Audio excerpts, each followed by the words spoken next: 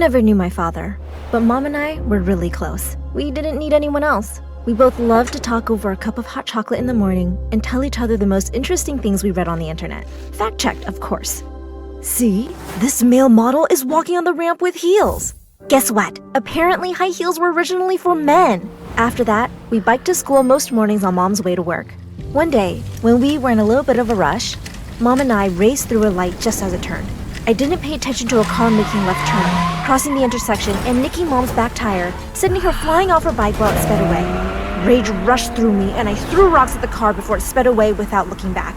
Oh no! Mom! I'll call 911. We need to get you to the hospital. Did you see who did this? No. Well, let's not wait for the ambulance. I can take you to the hospital right now. And here I am, getting into the story without even introducing myself. Hi, I'm Aurora. I used to live in Pennsylvania, and now in Australia. Before I tell you the rest of the story, please like and subscribe. The man introduced himself to us as Carrie, and he was so kind that he checked on us every day for the week Mom was in the hospital. Once Mom came home on crutches, she tried to go back to work at the chocolate factory. But instead, they let her go. No job meant we were about to lose our tiny one-bedroom apartment too.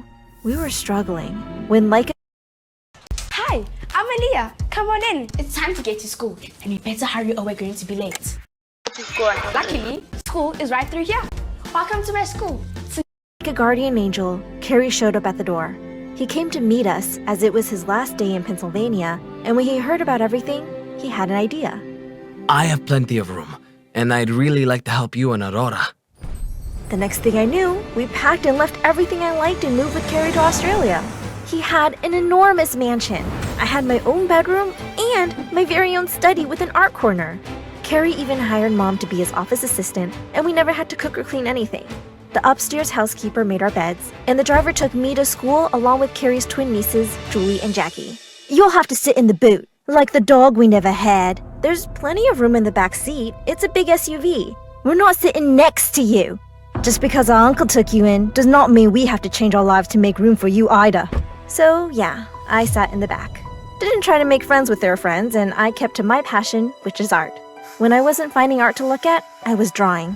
That one guy, Lee, who looked like a rock star, had his locker right next to mine, and one day, I accidentally hit him with my locker door, giving him a start. Watch it, loser. You almost tore my jacket. Your wardrobe looks like you can take it. I'm sorry, I didn't mean to. The door just swung open kind of fast. Don't let it happen again, or you'll see how fast I can fight back. He walked away, and I felt really weird. Like, was that a threat? Was he actually dangerous? Or just liked acting tough? He surprised me the next time we were both there at the same time, when he picked up a drawing that fell out of my notebook.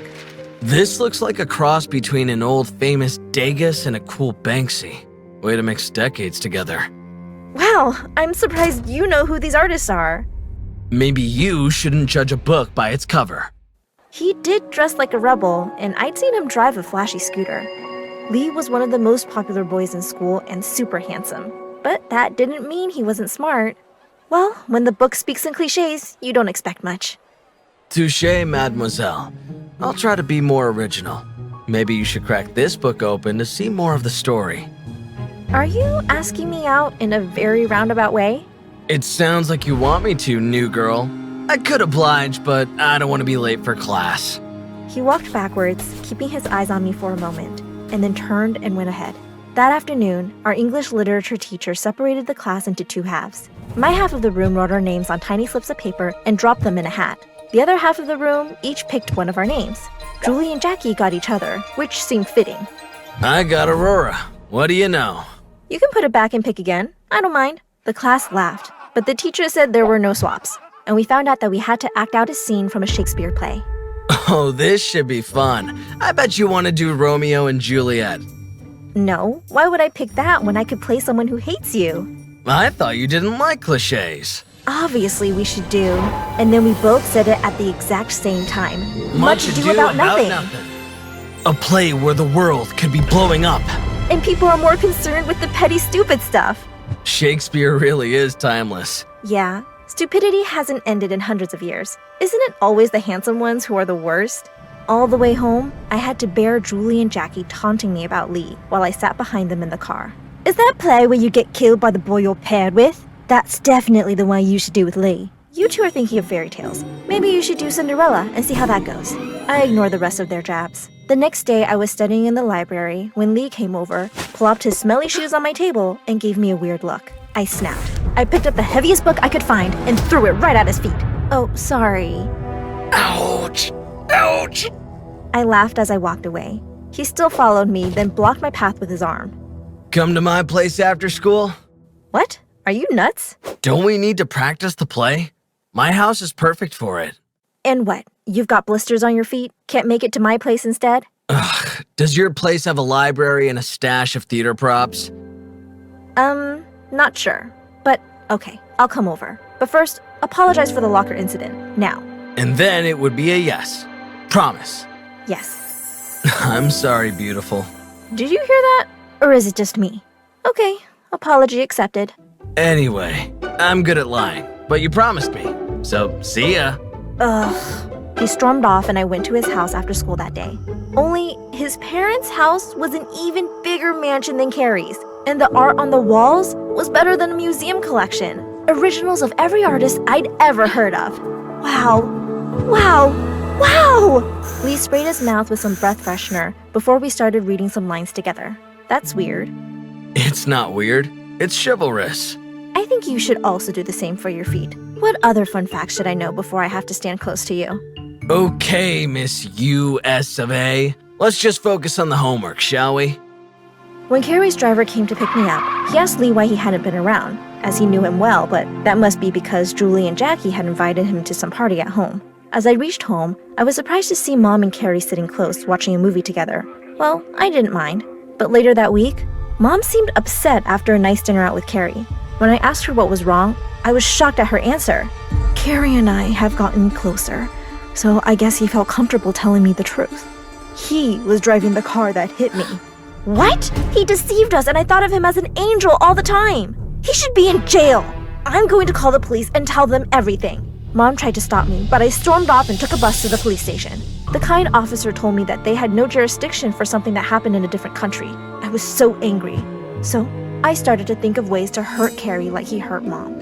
I could let the air out of his tires, but that really only hurts his driver.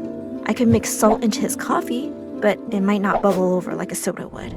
I ended up taking scissors and cutting a slit in every pair of pants he had. But in one day, they were all replaced and Mom made me apologize. Aurora, you have to forgive him. I have. He's giving us a better life than I ever could. But he hurt you, and he lied? He didn't mean to, and he cares deeply. Maybe he has you fooled, but I am not. Because of everything, I was so distracted, even while doing my homework at Lee's house. I guess he noticed how quiet I was because he did something I least expected. Salsa! He kept on dancing, making these silly faces, and then he started tumbling over the furniture like a circus clown, which made me laugh till I cried. Eventually, he sat down next to me and took me by surprise when he hugged me. Why'd... You look upset about something, and I've learned over the years that a hug is like magic. I wish I had them once, but since I didn't, I'd rather give them to people whom I like. A lot. I didn't push him away. I knew that I needed that hug. But in that moment, I knew he needed it maybe more than me. I was happy, and we started spending more time together. He even offered to carry my books, started sitting with me at lunch, and when I told him about the chocolate factory where I used to live, he had hot chocolate waiting in a thermos for our next rehearsal. We should rehearse the scene all the way through since we have to do it in class tomorrow. He asked me to be his girlfriend, and I said yes. When I went home that night, I completely understood the expression, walking on clouds. Maybe our life in Australia was better than it ever might have been. I wanted the good vibe to last, so I couldn't face riding with the nieces to school the next day. I took the bus. On my way to class, I noticed Lee talking to Julie and Jackie, so I ducked around the corner so I could listen without them seeing me. Then I was shocked when he leaned closer to Jackie. Well, I am that good of an actor. Okay, but you can quit now. I don't like this anymore. You were just supposed to spend time with her to see how Jackie and I are so much better. I'm missing my boyfriend. Aren't you missing me too? Of course. I'm doing this for you, right?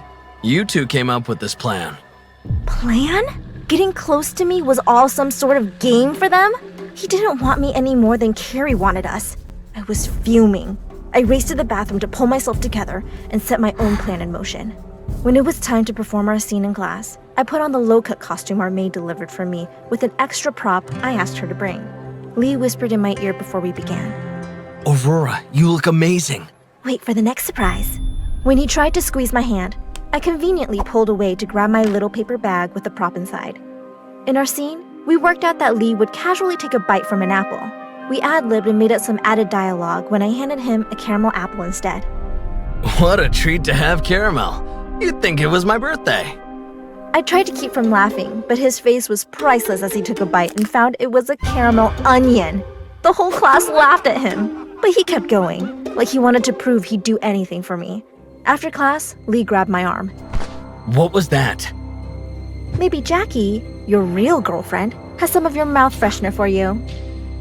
Wait, how'd you find out? I didn't want to hear any of his lies, so I ran out and left school early to go home to find Mom.